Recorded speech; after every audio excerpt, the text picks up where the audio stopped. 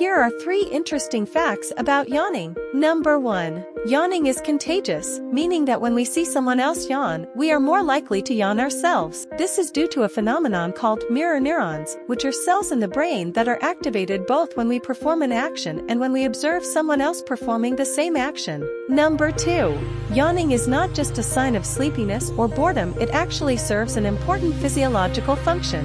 When we yawn, we take in a deep breath of air, which helps to increase oxygen levels in the blood and cool down the brain.